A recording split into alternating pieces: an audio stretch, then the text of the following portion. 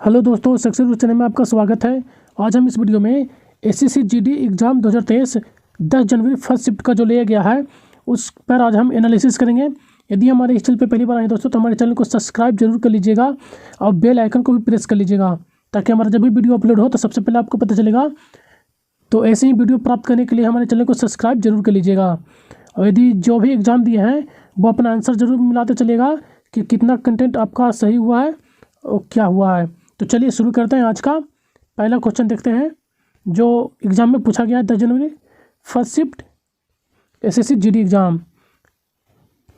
चलिए शुरू करते हैं आज का कंटेंट। 2017-18 विजय हजारे ट्रॉफी किस टीम ने जीती है?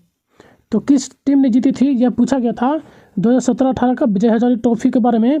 तो 17-18 में जो विजय हजारे ट्रॉफी जो जीता गया था वो कर्नाटक के द्वारा यह जीता गया था। सौराष्ट्र को 41 रन से हराकर विजय हजारे ट्रॉफी जो है अपने नाम किया था। तो आपका जो करेक्ट जो आंसर हो जाता है कर्नाटक आपका करेक्ट आंसर होता। यदि नेक्स्ट एग्जाम में यदि आपसे पूछ लिया जाए कि 2022-23 का जो है विजय हजारे ट्रॉफी जो किसने जीता है तो सौराष्ट्र ने जो है महाराष्ट्र को 5 विकेट से हराकर यह खिताब अपने नाम किया था। तो इसमें जो है सौराष्ट्र आपका करेक्ट आंसर होगा क्योंकि सौराष्ट्र जो है महाराष्ट्र को हराकर 5 विकेट से इसको हराया था विजय हजारे ट्रॉफी 2022-23 में। तो इसे भी जरूर ध्यान में रखिएगा। नेक्स्ट क्वेश्चन जो पूछा गया था, अगस्त 2022 में उत्तराखंड के ब्रांड एम्बेसडर के रूप में किसे नियुक्त किया गया है? तो उत्तराखंड के जो ब्रांड एम्बेसडर के रूप में नियुक्त किया गया था अगस्त 2022 में वह विकेट कीपर बल्लेबाज ऋषभ पंत को जो है उत्तराखंड के ब्रांड एम्बेसडर के रूप में नियुक्त किया गया था। तो आपका जो करेक्ट जो आंसर होता है ऋषभ पंत करेक्ट आंसर होता। नेक्स्ट क्वेश्चन जो पूछा गया था 2000 नोट के पीछे जो है किसका चित्र इंकित है? तो 2000 भारतीय जो नोट है 2000 का उसके पीछे जो है मंगलयान का चित्र इंकित है। तो आपका जो करेक्ट जो आंसर होता वो मंगलयान होता। अन्य नोटों को भी बारे में देख लेते हैं।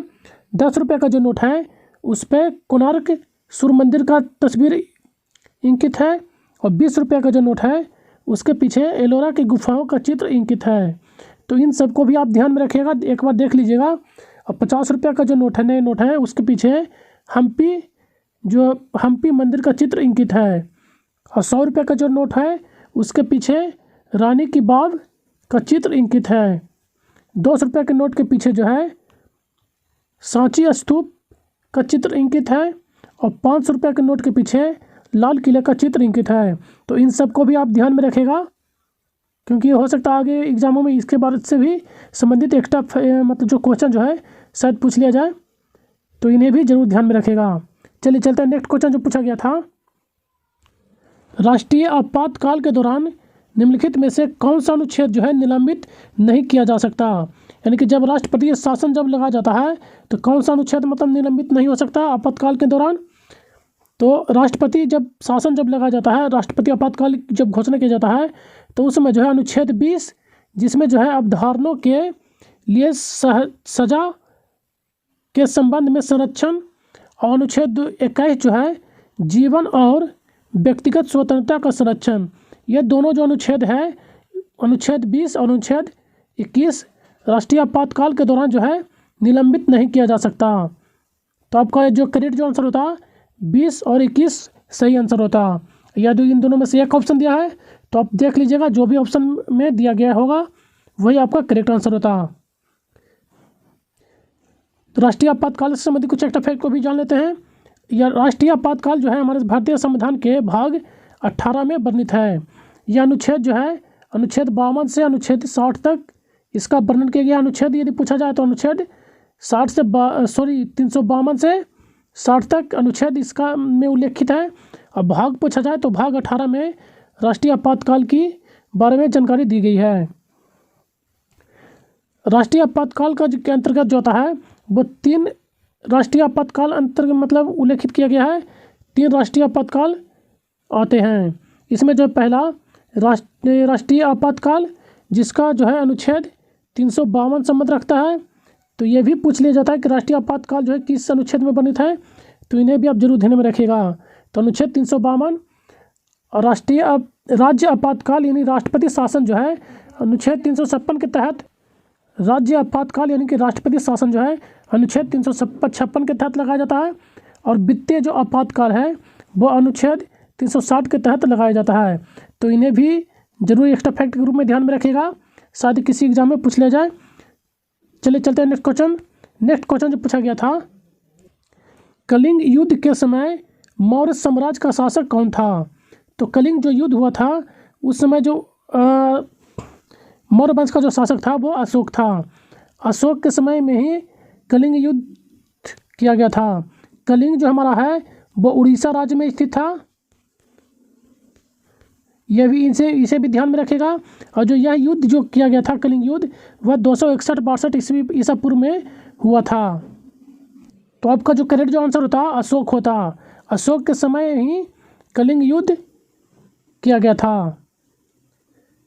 इस कलिंग युद्ध में जो है अशोक विजय रहा था।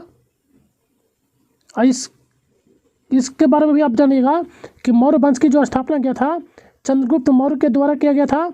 और 322 ईसा पूर्व में इसकी स्थापना किया गया था, मौर्य वंश की स्थापना। तो इसे भी आप ध्यान में रखिएगा। चलिए नेक्स्ट क्वेश्चन जो पूछा गया था, सितंबर 2022 में कोच्चि में भारत के पहले स्वदेशी विमान वाहक पोत INS विक्रांत का जलाशय किसके द्वारा किया गया, यानी कि जो उद्घाटन जो है किसके द्वारा किया गया था? तो प्रधानमंत्री नरेंद्र मोदी के द्वारा जो है INS विक्रांत विमान वाहक पोत जो है स्वदेशी निर्मित है, जिसका जो उद्घाटन नरेंद्र मोदी के द्वारा किया गया था। आपका जो करेक्ट जो आंसर होता नरेंद्र मोदी होता।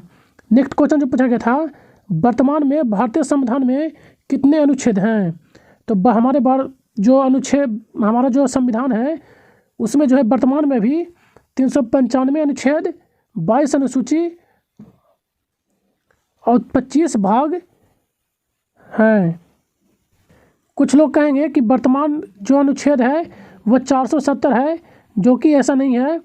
भाग जो बना दिया गया है, जैसे अनुच्छेद 1 है तो अनुच्छेद का जो कई भागों में बना दिया गया है A, B करके। तो उस कारण जो है इस अनुसार जो है अनुच्छेद जो बढ़कर 470 हो चुका है। वास्तव में देखा जाए तो अनुच्छेद 395 अनुच्छेद ही है। तो आपका जो करेक्ट जो आंसर होता 395 होता। अब मूल संविधान जिस समय बना था उस समय जो था मूल संविधान में 22 भाग, 395 अनुच्छेद और 8 अनुसूचियाँ थी। तो इन्हें भी जरूर ध्यान में रखिएगा। नेक्स्ट क्वेश्चन जो पूछा गया था, काला घोड़ा काला महोत्सव किस राज्य में मनाया जाता है? तो यह महोत्सव जो है प्रत्येक वर्ष फरवरी माह के पहले शनिवार को मनाया जाता है। यह महोत्सव जो है मूल स्थान मुंबई में मनाया जाता है, मुंबई महाराष्ट्र में मनाया जाता है। तो आपका जो करेक्ट जो आंसर होता मुंबई महाराष्ट्र होता। नेक्स्ट क्वेश्चन जो पूछा गया था, भारत की पहली जनगणना कब हुई थी? तो भारत की जो पहली जनगणना हुई थी प्रथम जो जनगणना हुई थी भारत में वह 1872 में किया गया था। इसमें जो है लॉर्ड मेयो के कार्यकाल में किया गया था। तो यह जो था अस्थायी जनगणना नहीं था, यानी कि प्रत्येक 10 वर्ष के अंतराल पर नहीं किया जाता था। तो पहली जो जनगणना पूछा है तो इसका आपका जो करेक्ट जो 1872 होता। नियमित जनगणना की जो शुरुआत किया गया था 1881 ईस्वी में लॉर्ड रिपन के द्वारा किया गया था। तो इन्हें भी आप जरूर ध्यान में रखिएगा। 10 के जो जनगणना नियमित जनगणना की शुरुआत किया गया था वो 1881 में लॉर्ड रिपन के द्वारा किया गया था। कुछ अन्य फैक्ट को भी देख लेते हैं। 2011 की जो जनगणना किया गया था वह जो आज़ादी के बाद जो है 15वीं आज़ादी के बाद जो है 7वीं जनगणना है, जबकि शुरू से देखा जाए तो 15वीं जनगणना थी। तो इसे भी ध्यान में रखिएगा। 2011 के जो जनगणना का जो नारा था वह हमारा जनगणना हमारा भविष्य। तो इन्हें भी जरूर ध्यान में रखिएगा, शायद ये भी आगे एग्जाम में पूछ लिया जाए। चलिए चलते हैं नेक्स्ट क्वेश्चन जो पूछा गया था, जगोई नृत्य किस राज्य का नृत्य है? तो जगोई जो नृत्य है वो मणिपुर का जगोई नृत्य है। तो आपका जो करेक्ट जो आंसर होता है वो मणिपुर होता। यह मणिपुर का जो है भारतीय शास्त्रीय नृत्य है। तो इन्हें भी जरूर ध्यान में रखेगा। अन्य भारतीय शास्त्रीय जो नृत्य हैं इन्हें भी देख लेते हैं। भरतनाट्यम, ये सब जो है मोस्ट इम्पॉर्टेंट है, इन्हें भी जरूर ध्यान में रखेगा। भरतनाट्यम जो है तमिलनाडु, कुचिपुड़ी आंध्र प्रदेश, कथकली केरल, मोहिनीअट्टम केरल, ओडिसी केरल, इन्हें भी जरूर ध्यान में रखेगा क्योंकि ये भी सब भी जो है मोस्ट इम्पोर्टेंट क्वेश्चन है। नेक्स्ट क्वेश्चन पर चलते हैं। नेक्स्ट क्वेश्चन जो पूछा गया था, 7वीं पंचवर्षीय योजना का मुख्य उद्देश्य क्या था? तो 7वीं पंचवर्षीय योजना का जो मुख्य उद्देश्य जो था, सामाजिक न्याय के माध्यम से आर्थिक उत्पादकता बढ़ाना और खाद्यान्न उत्पादन और रोजगार पैदा करना, इसका मुख्य उद्देश्य था। 7वीं पंचवर्षीय योजना जो था उसका जो वर्ष क्या रहा था, तो 1985 से 1990। इसका समय काल भी याद रखिएगा क्योंकि कई बार जो है समय काल भी पूछ लिया जाता है। 7वीं पंचवर्षीय योजना का जो समय काल जो था वो 1985 से 1990 तक रहा था। इसका मुख्य उद्देश्य जरूर देख लीजिएगा, जो भी ऑप्शन में दिया गया होगा मिला लीजिएगा। नेक्स्ट क्वेश्चन जो पूछा गया था, भारत के मध्य से होकर कौन सी रेखा गुजरती है? तो भारत के जो मध्य से होकर गुजरती है वह कर्क रेखा गुजरती है। भारत के ये कुल 8 राज्यों से होकर गुजरती है। वो 8 राज्य कौन कौन से हैं इन्हें भी ध्यान में रखेगा। गुजरात, राजस्थान, मध्य प्रदेश, छत्तीसगढ़, झारखंड, पश्चिम बंगाल, त्रिपुरा और मिजोरम, इन 8 राज्यों से होकर जो कर्क रेखा गुजरती है। तो इन 8 राज्यों को भी ध्यान में रखिएगा। नेक्स्ट क्वेश्चन जो पूछा गया था, सरस्वती का पर्यायवाची शब्द क्या है? तो आपसे सरस्वती का जो है पर्यायवाची शब्द पूछ लिया गया था। तो सरस्वती का जो पर्यायवाची शब्द होता है, भारती, बागेश्वरी, शारदा, वाग्देवी, महोश्वेता, ज्ञानदा, हंसवाणी, बानेश्वरी, बिना पानी। तो आप देख लीजिए, जो भी ऑप्शन में दिया होगा आपका वो करेक्ट आंसर होगा। इन सभी में से यही जो है सरस्वती का पर्यायवाची शब्द होते हैं।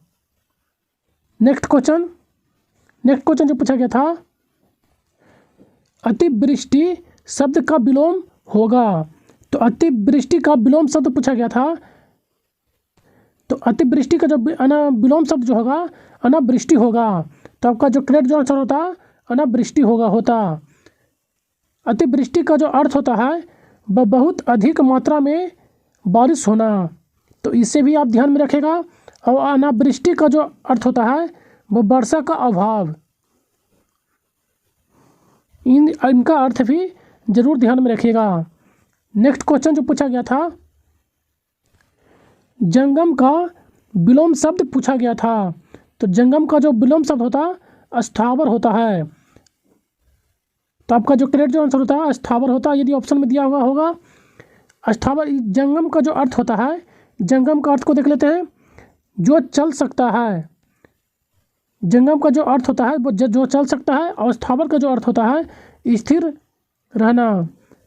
तो इसलिए आपका जो करेक्ट जो आंसर होता है अस्थावर होता। जंगम का जो पर्यायवाची शब्द को भी देख लेते हैं। इसका जो पर्यायवाची शब्द होता है गमनशील, चलायमान, इसका पर्यायवाची शब्द होता है। स्थावर का पर्यायवाची शब्द जो होता है अचल, स्थिर। इन्हें भी आप जरूर ध्यान में रखेगा। हमें इतना ही क्वेश्चन मिला था। यदि कंटेंट पसंद आया हो दोस्तों तो हमारे चैनल को एक लाइक ज़रूर कर दीजिएगा और अपने दोस्तों के साथ अधिक से अधिक शेयर कीजिएगा ताकि इसका सभी बेनिफिट उठा सकें। और ये डेली करंट अफेयर से अपडेट भी रहने के लिए हमारे चैनल को सब्सक्राइब कर सकते हैं, क्योंकि इस चैनल के माध्यम से जो है आपको डेली करंट अफेयर भी पढ़ा दिया जाता है जो कि मोस्ट इंपॉर्टेंट क्वेश्चन होते हैं। तो हमारे चैनल को सब्सक्राइब जरूर कर लीजिएगा। इसका PDF जो है टेलीग्राम चैनल पर शेयर कर दिया जाएगा। आप वहाँ से इसका PDF प्राप्त कर सकते हैं, जिसका लिंक जो है डिस्क्रिप्शन में दे दिया गया है। सेशन में बने रहने के धन्यवाद। Thank you.